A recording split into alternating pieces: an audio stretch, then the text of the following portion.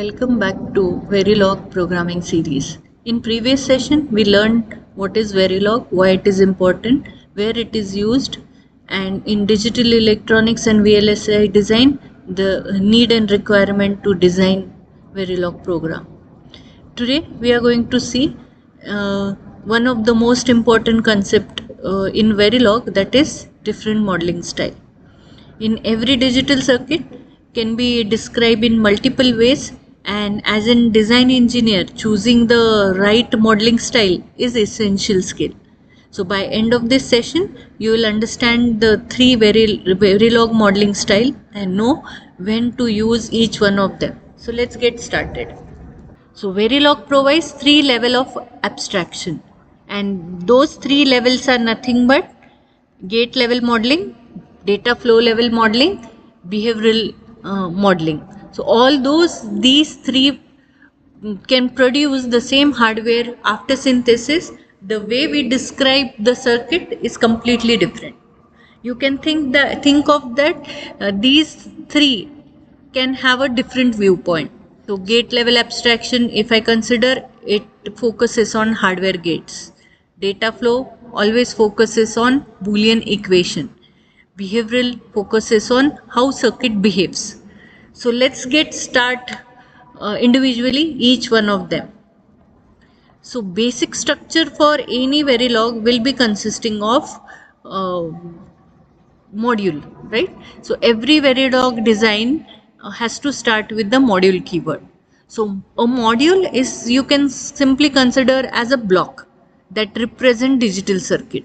So inside that module, we can define input, output, and the internal logic that can be performed and required for any kind of operation. So for combinational circuit, we often use assign statement to continuously calculate the output, whether the input changes or not. So, and then finally every module ends with the module keyword. So remember, every time module starts the design and module finishes the design. So now let's move to the very first modeling style is gate level. So gate level modeling is something the lowest level of abstraction, because we built circuit exactly the way it exists in hardware. So instead of writing equation, we directly connect with the logic gates. For example, AND gate, OR gate, NOT gate, NAND gate, XOR gate, XNOR gate, right? So all this can simply represent approach that shows how every gate is connected, right? So it is an excellent understanding for any digital hardware, but becomes difficult to manage as the circuit becomes larger, right? So in that case, it becomes very difficult. So in the scenario of this respected gate level modeling, your Verilog program will provide gate level of primitive. So instead of writing AND OR gate, you simply use built-in keywords. So this makes gate level coding much easier and still representing actual hardware with the connection. So you can also see some of the standard primitive in Verilog will be considered for the gate level abstraction. So gate level abstraction comes with the syntax like gate name, instance name, and inside that you will write input and output. So in terms of Verilog, as you need to write it this in the form of module format, let's write one example of AND gate, how you are going to write AND gate in Verilog. So by basic syntax, module and end module has to be there, and in between that you need to write the story for your digital hardware. So in this AND gate scenario, you will write module, instance name is AND underscore gate, and inside that how many parameters are there, input and output parameter, that you will write. If you have two input, then write it as a input A, input B, and then write it as a one output as a output 1. Instead of two input, if you have the three input AND gate, then there will be a three input, input 1, input 2, input 3, that has to be written inside the module, and there will be a one output. right? So, and at the end, you will, after writing this respected module, you will write the assignment. What is the assignment for gate level primitive? Is a AND. So gate level primitive assignment, your Verilog can simply represent A and D. That is nothing but AND gate. OR is nothing but OR gate. So what is the assignment? AND instance name is G1, and inside that how many parameters are there? Output comma both of the input A and B, and you will write N module. So here AND is nothing but gate primitive. G1 is nothing but instance name. Y is output. A and B are the input. Now moving ahead with the second modeling style is data flow modeling style. Instead of connecting individual gate, we describe relationship between input and output using Boolean expression. So this can be done using assign statement, right? For example, instead of wiring it or writing it as an AND gate, we'll simply write assign Y equals to A and B. So whether A or B changes, Verilog will automatically update Y. So this style is very shorter, clearer, right?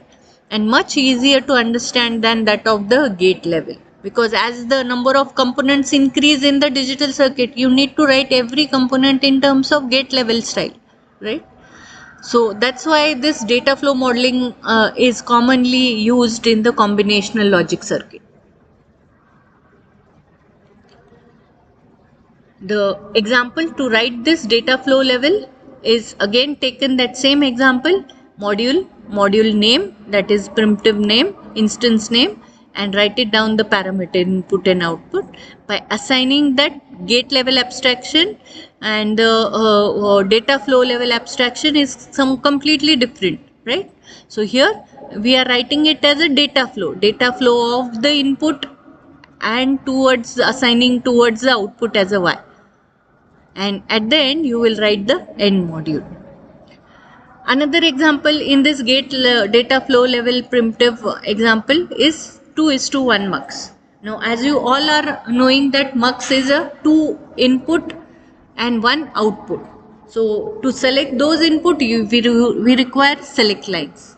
So in what manner you will write? Module with the instance name mux 2 to 1. And what is inside it? Input A, input B, input as a select line and output as a Y. While defining this respected output, the kind of multiplexer assignment operator will be for the data flow level primitive will be assign with the assignment as output you have given it as a Y. So it will select line as a input primitive as a select with the whatever the selection line is been selected, as per that the input level will be changed. So in that manner you will write it as a B colon A, right? So every time you need to write it in this form so that it will be the 2-bit input, right? If it would have been 3-bit input as a 3:1 mux, then you might have written it as a B C C to the A. So MSB to LSB will consider all possible combination of 8. But here in this case there is only 2 input, right? So possible combination will be 4, and at the end you will write N module. Now basic advantages, when you go on writing this particular data flow, it is easy to write. It requires very few lines to write the code rather than gate level, because in gate level, as I have mentioned, that every individual component you need to write it in the form of gate structure. And it is easy to understand it through the Boolean expression, where the suitable combination of logic gates, it is very easy and necessary to write it in the form of data flow. Whereas if you look upon for the disadvantage, yes, definitely disadvantages are there for this modeling style, as the Boolean expression can be written, but the complexity becomes more when the logic expressions are complex. it is very difficult to read and debug in that scenario. Even in the case of the sequential circuit as a flip-flop, counter, shift register, it becomes very difficult to debug and read these kind of scenarios in the data flow modeling style. And while utilizing it, you need to look upon for the operators. So these operators can be used for this respected consideration for the gates. And the third modeling style in this series is the behavioral modeling style. Now, the name itself is telling you behavior, right? So, this behavioral modeling style will simply describe the functionality of digital circuit. So, instead of writing it as a component level, it will simply define it in terms of behavioral, right? So, whatever procedural statements are there, that has to be mentioned inside always that respected module block. So behavioral modeling style is the one which can simply describe how the circuit behaves rather than individual gate or Boolean expressions are working it out. So it is always uses some kind of blocks such as the control statements like if, else, and for can be used in this scenario. That is considered as a behavioral modeling style. So in that case, the some example will be the, let's say here as a always statement. So always is always execute whether the signal and its sensitivity is changing at that time the data and inside parameter are changing. So all the procedural statement you need to write it inside the always block. So like that way, how many different ways are there to write this particular behavioral? If else, case statement. So all these are the behavioral modeling style.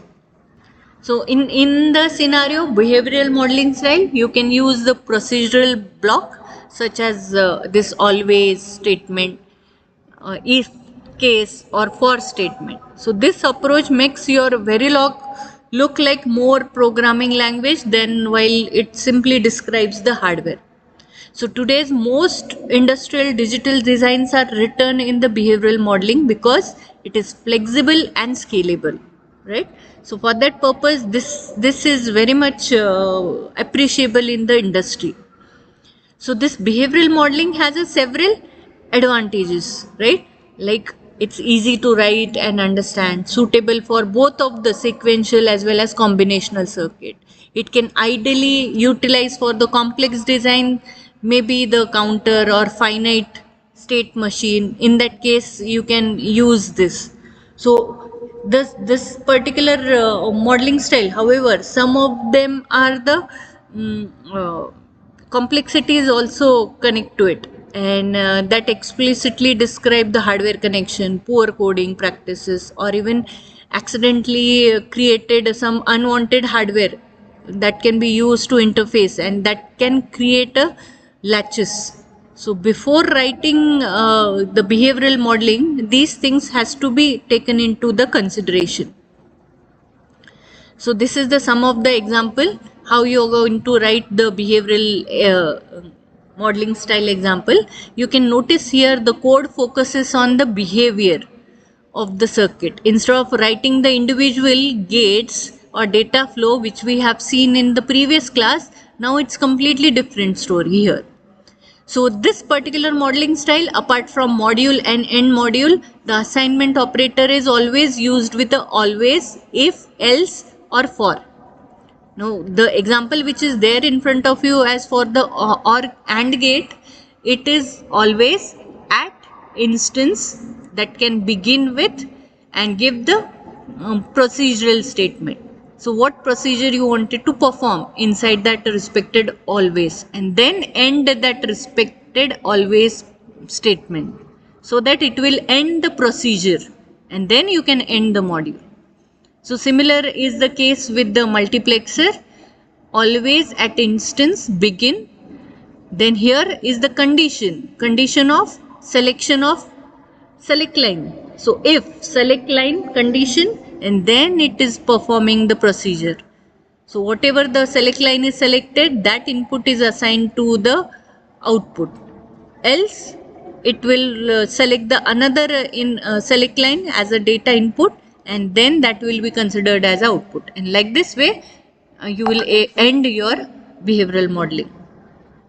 So when it comes to the, as we have seen three of the different modeling style, when it comes to the different differences in the three of them modeling style, let's summarize three of them modeling style: gate level, data flow level, behavioral.